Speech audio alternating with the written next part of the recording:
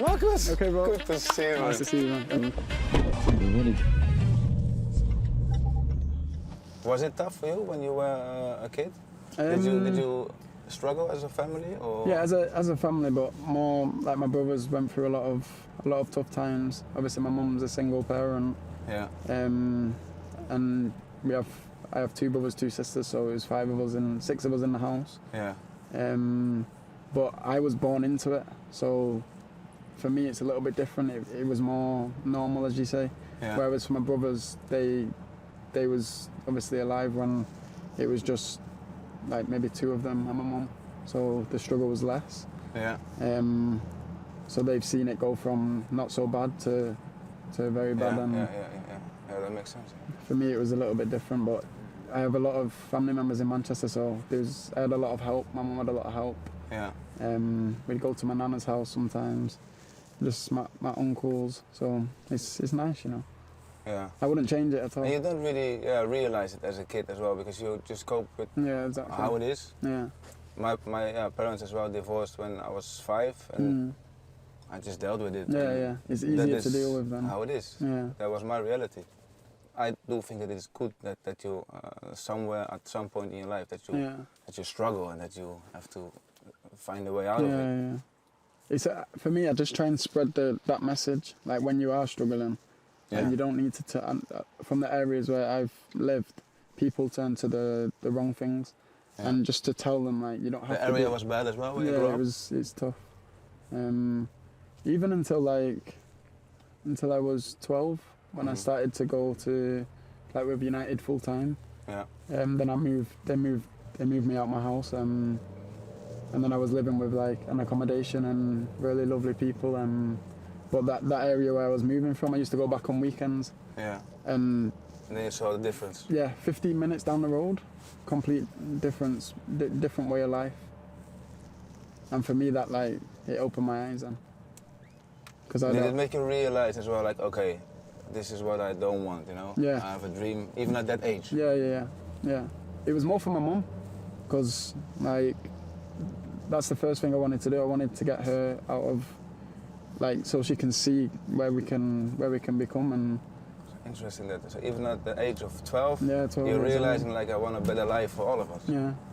And we used to. My brother is friends with Danny Welbeck's brother. Okay. And I remember Welbeck took me to his house when he first started playing. Yeah. And then that was another little step where it was like, so this is what you can have if things go well, and like I could see his family, everyone's happy, smiling. Yeah. So you could actually see what your like future in the future looks like. yeah. And as well, were there points where your friends, for example, were doing naughty things? Yeah. And you were like, oh, listen, because in my situation, I had my friends as well, colleagues I was playing with, and they were sometimes doing naughty things. Yeah, and although I was half involved, I didn't do them. Yeah. Because I had a dream. Just because you're there, it associates you with. But I did see some stuff. Like a kid of 12 years old shouldn't really see, you know. Yeah. And funny enough, those people, those players who were talented and everything, didn't make it. All of them. Strange is that out of that group, that somehow, it's just, if you don't have that focus, even from a young age. Yeah, it's I think the mindset sets you apart, and that's what I try to tell the kids coming through now, is that you work hard to get into the first team, but if you don't change, you have to change your mindset to adapt to first team football. If that doesn't change, it's impossible to stay. Yeah, it's focus. Focus is very important. And focus on the right things. And because I had a chat years ago with a colleague of mine, and he was talking about investments and buying 50 apartments and I was listening for 1 hour and I'm like, this guy is boring the death out of me. And then he said, Robin, what do you think? I said, I think you should work on your heading and your first touch and your shooting. Because if you do that, you will make more money than you can ever imagine. Like everything. If that's what you want to do. If that's what you want to do, focus on that. You know? I think like if you do well on the pitch, everything just everything follows. Everything will follow. If you do all that stuff on the pitch, it might. You can't live in both worlds. It's impossible. You have to make a decision and go for that, and that's it. And you do a lot of charity work as well? I see. Yeah, we've stepped it up a little bit, like in the last 6 months. But we've always tried to do a little bit and help the homes and stuff like that. When I first started going to United, we used to catch a bus from into Manchester, then out of Manchester to get to Salford. Yeah. At the cliff. And just as like 2 or 3 years of doing that, and it was just me and my mum, like I just started to pick up that there's so many homeless people. So it was something in the back of my mind, like if I ever got into a position where I could help them, I'd try and do that. And like so there's a way of being kind, but doing it in the wrong way. In the past, I think that's what I have been, and this was the best way to do it. It's had the biggest impact. Yeah, I think it's good to help, but from your heart in a way to give, not to gain. Yeah, exactly. You know, somewhere. Because it's about them people. It's not about you. Yeah. It's about them. Yeah. And if you can help perfectly, but this is a thin line, because you want to help and you want awareness, but you don't want to be the hero. Yeah, exactly. You know what I mean? You just want to help because you want to help from your heart. Yeah. But I think because you're 22, most other players who are 22 are not really thinking about others or homeless people. They're just busy with themselves. So. Especially in Manchester, it affects me more though, because like obviously I have a big family. A lot of people know who they are, and they have a lot of friends and know a lot of families. So like there's times when you see someone on the street and it's somebody that might know my brother or my sister. So it's more personal than that makes sense. than what it should be. And do you carpool as well with one of your colleagues sometimes to training? No, not really. In the mornings, I'm a bit grumpy sometimes. So no one wants to sit next to you? No, I don't think so. I'm not the best company in the morning. Do you sleep late? No, but I sleep long. So I go to sleep usually maybe 10 o'clock, 11 o'clock. Oh, that's good. But I sleep right through till about 9 o'clock. Because I used to be Rio's driver for 6 months. Seriously. Yeah, we were neighbors. Yeah. And then he said, Robin, you have to pick me up every morning. I said, but Rio, listen, I don't want to be late. Not with Fergie. You know what he would do to us? So be on time. Every day it was a struggle. And I was knocking on the door, screaming, Rio, Rio, Rio. I've been driving him around for 6 months. That was funny. It was really funny. He still calls me his driver. His driver from Manchester. He's a good guy as well, huh? Yeah. Is he a sample as well for you? Yes. Although he didn't play in your 100%. Position, but is he like a role model? So even the time when you was at the club, I remember when you was like doing the gym work. Maybe you didn't see us, but sometimes we would stand at the top and just watch and listen, and that done. Sometimes when you go and necessarily speak to us, it can do more for us when we just watch. And I totally agree. Sometimes just watching, observing how others do it. Can, the thing that he done for me. I remember when we was about 15, and we was watching yous in the gym, and then we watched yous go out and start the training session, and it was just the focus and the dedication still at the stage of your careers that yous was at. Like we had a routine. Like after every game, used to roll. Used to do my gym work. Used to stretch. And that done a lot for the academy players. Yeah. Because we realised like you don't just do it to get there, but when you get there, you have to do probably more. Yeah, yeah. Did you look up to who do you learn from? You know, besides the players from Manchester. Yeah. Did you have idols? Yeah, definitely had idols. I think from United it was Wazza and Cristiano. Yeah.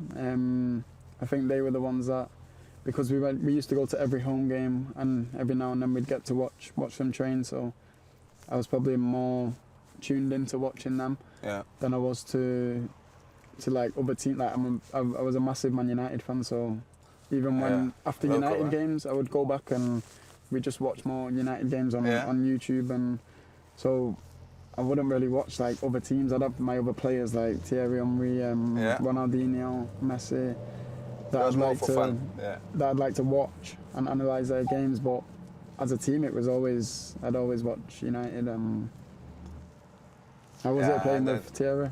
Yeah, I had that with Cherry because it was I was very young when I went to Arsenal, and then from Cherry, from Dennis, and like you said before as well, it was more just watching these guys, but as well off the pitch, how they behaved, how they spoke, how they even had their lunch, you know. Yeah, it was like I was like a kid in the sweet shop, just looking at them and how dedicated they were, day in, day out. That was so important for me at that stage of my career. And Cherry was unbelievable, but as well, he was like every day focused. He was focused. He was focused on what he wanted to do and making the difference. He was scoring 30 goals and 20 assists year in, year out. So you have to work very hard for that. You know? And I looked at his shins and I'm like, Jesus Christ, there's scars everywhere. And I'm like, oh. How old was you when you first went there? I was 20, late 20. So I started when I was 21. And just by looking at Perez, looking at even Ljungberg, how he made his runs, how Perez plays from the combination game. You pick a lot of things up from. So without changing myself, I was just improving myself by getting little bits from everyone. From everyone. I was like, okay, he's very good at that. I take 10% there, I take 10% here. And then you put it all together, and then you have you. Yeah, exactly. I think it's important as well because I've seen so many players who want to be someone else. You know, I think never works. No, it doesn't work. No. It doesn't work if you want to do. I've seen players who want to do the hip shot of Thierry Henry. It's his. Yeah. You know? That's what he's good at. That's what he's good at, and you should always keep it that way.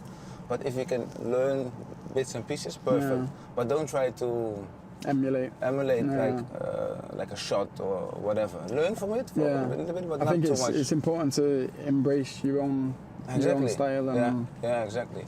Improve it. Yeah. But don't try to copy people. I think it will never work. Like with Dennis, for example, I saw him doing one session where he did a passing drill with a few younger players, and he didn't make one mistake in 45 minutes.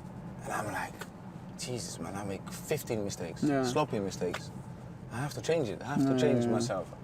That's the target, you know. I want to be a top player. That is what I want to do. And so along the way, you learn bits and pieces. The time with Louis was very good for me, and Giggsy as well. He helped me a lot. Because that transition can be hard, and I hadn't played much reserves football, so. I watched the stats. Only 8 games. Yeah. 1 goal. Yeah. I think I was on the bench for the first team before I'd even started for the reserves. Yeah, because you basically missed that even in the under-19s. I saw. You didn't play a lot in the under-19s. No. Only 8 games in the reserves. Yeah. So you missed that bridge. But I done a lot of, because I only changed position to striker.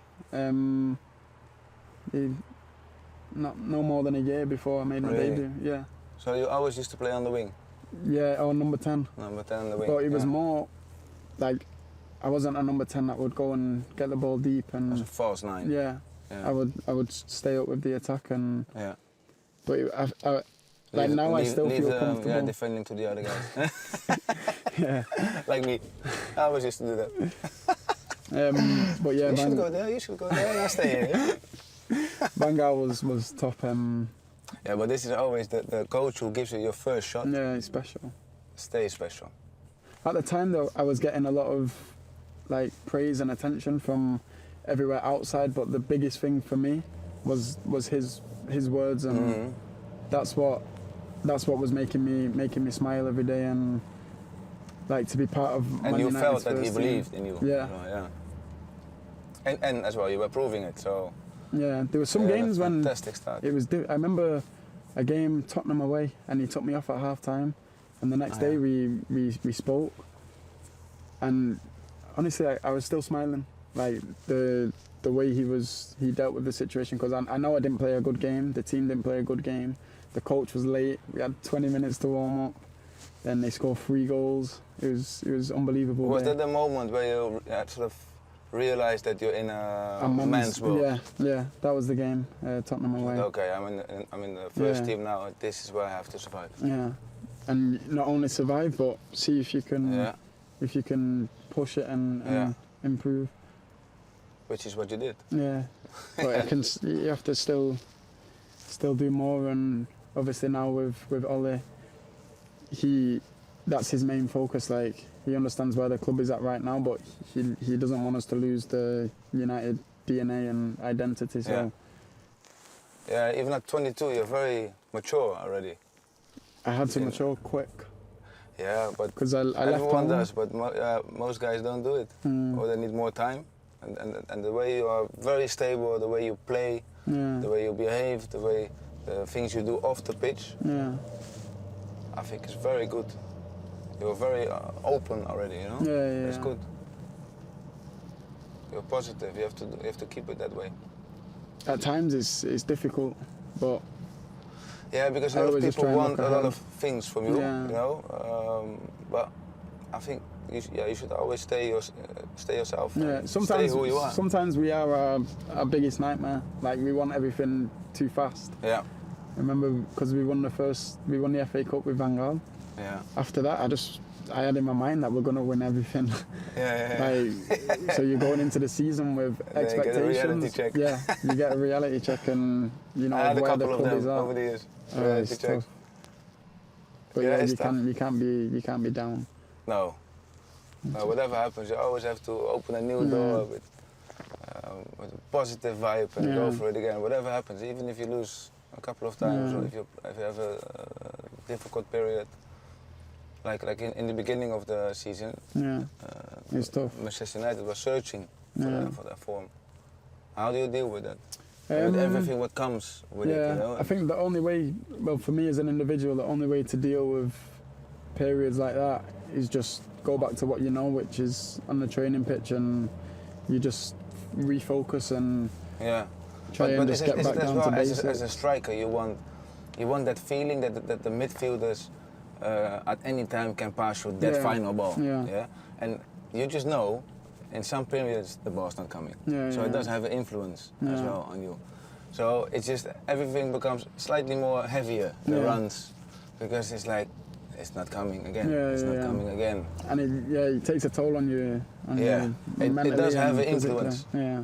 For my own experience, I was like, in those periods, it's just you just need like a second ball falling in the right place, or you just need a little bit of luck or a penalty or something to get out of that vibe, you know? Yeah, because once you get out, one thing can change the next 2 In my 3 first months. season at Manchester United, I had 11 games without a goal. Yeah. And it did had an influence on me. I was like, Jesus. Like, what's going on? Until that moment, I scored 24 goals. Yeah. Everything was going in, and then I was like, nothing went in. Everything off the post, over the bar. I missed everything. And then I scored 1 goal, 1 penalty against Stoke away. And then the following game against West Ham, scored again. Yeah. And then everything was back. Everything falls in place again. It's so weird. And do you have pets, animals? Yeah, I have 2 dogs. 2 dogs, yeah? Yeah, I've always growing up, we've had dogs in the family. To be honest, my mum, she never let us get a pet. And then I remember once she went to work, and me and my brother, we saved up she used to give us spends. Yeah. And we saved it up for like 6 weeks. And we went and bought a puppy when she was at work. And she come home and she shouted at us. And now the dog is her best friend. She lives with the dog now. When she moved out of my house, she took the dog. Oh yeah? Yeah. So best friend. Yeah. Well, that's how it started. Ever since then, I've always had pets. I think as well. I think it says something about the person if you love animals. Yeah. I love animals as well. At one point I had 9 animals in Istanbul. two horses, rabbits, cats, 1 dog. Yeah. Crazy. It's just the bond you create with them. Obviously, a lot of times you're at home and maybe with your family, and they're but so it's just pure. you and the dog. Yeah. They're so pure. Yeah, it's nice. People told me when I moved from London to Manchester, mate, you don't know what you're doing. It's horrible there. Honestly, it's nice. I had such a good time. Yeah. The people are so nice and polite, and they have time for you. Everyone's friendly. Because in London it's a beautiful place. Right? It's like it's so busy and people are always in a hurry. Yeah. No one really has time to have a proper sit down. London is good. When you go to London for 2 or 3 days, it's perfect. Yeah. But I just don't think I could live there. Everyone's moving too fast. Yeah, it is. I think you're a lucky boy being a local lad. Yeah, it's nice. Playing for your favourite team in your hometown. Yeah. There's nothing better. Yeah.